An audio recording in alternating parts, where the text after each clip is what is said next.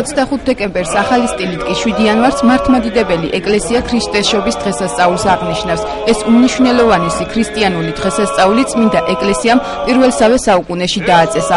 შობა დღესასწაულთა დღესასწაულია. ყოველი შობის დღესასწაულზე პატრიარქის ლოცვა-კურთხევით თითოეული მორწმუნე ადამიანი შობის ღამეს სარკმელთა სანთელს უნდა ანთებდეს და მიდგომილ ღვთისმშობელს სახლში უნდა ეხმობდეს.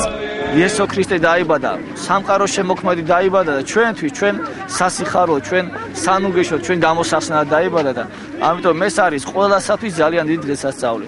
ყველას გილოცავთ, მთელ საქართველოს განსაკუთრებულად და ჩვენს ქალაქს ამ დიდებულ დღესასწაულს.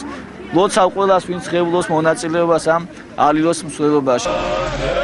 ქრისტესშობის დღესასწაულზე ალილოს საზეიმო მსვლელობა სრულიად საქართველოს კათოლიკოს პატრიარქის უწმინდესისა და უნეტარესის ილია მეორის ლოცვა-კურთხევით უკვე მე-13 წელია გრანდიოზულად ეწყობა.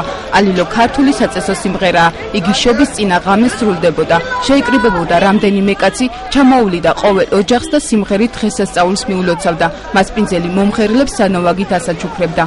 დღევანდელ დღეს ულოცავ საქართველოს, ულოცავ ჭიათურას. დღევანდელ დღეს ძალიან დიდი მნიშვნელობა აქვს. დღეს ყველა ადამიანი ერთსულოვანია იმაში, რომ დაეხმარონ გაჭირვებულ ხალხს და მოწყალება გაიღონ. ეს არის საქართველოსათვის ყველაზე დიდი დღესასწაული. ჩვენც გადავწყვიტეთ ანდრია პირველწოდებულის სახელობის ჭიათურის მართლმადიდებლურმა სკოლამ 3 წელიწადი არ არის რაც არსებობს, მაგრამ იმ წელსვე ჩაუყარეთ საფუძველი, რომ ალილო ქალაქში გამოჩენილიყო და ყველას გაეგო, ყველას შეეგრძნო ის მადლი, რაც ამ დღეს გააჩნია. აღდგა ტრადიცია და მე დიდი კმაყოფილი ვარ, რომ ეს ტრადიცია ჭიათურაშიც არსებობს. კიდევ ერთხელ მინდა მოგილოცოთ თქვენც და მთელ საქართველოს ეს დღევანდელი დღე. ჭიათურაში მღვიმევის დედათა მონასტრიდან მთელი ქალაქის მიმართულებით საშობაო ალილოს მონაწილეებმა მსვლელობა დღის 2 საათზე დაიწყეს. მსვლელობაში სასულიერო პირები, სტიხაროსნები და რიგითი მოქალაქეები მონაწილეობდნენ. მათ ქალაქის მცხოვრებლები გზადაგზად კბილეულსა და საჩუქრებს გადასცემდნენ.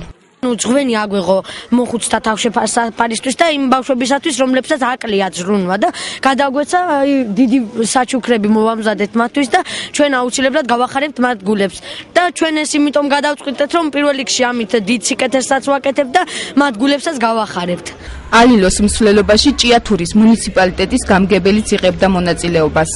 ჩვენ ალბათ ქართველები რამაც მოგვიყვანა დღევანდელობამდე ეს არის ჩვენი წმენა, ჩვენი ქრისტიანობა, ამიტომ რაც უფრო გავძლიერდებით, რაც უფრო სულიერად ვიცხოვრებთ, მით უფრო უფალი ჩვენგვერდით იქნება და მით უფრო ჩვენი ცხოვრებაც ნაკლები პრობლემების გარეშე იქნება სავსე.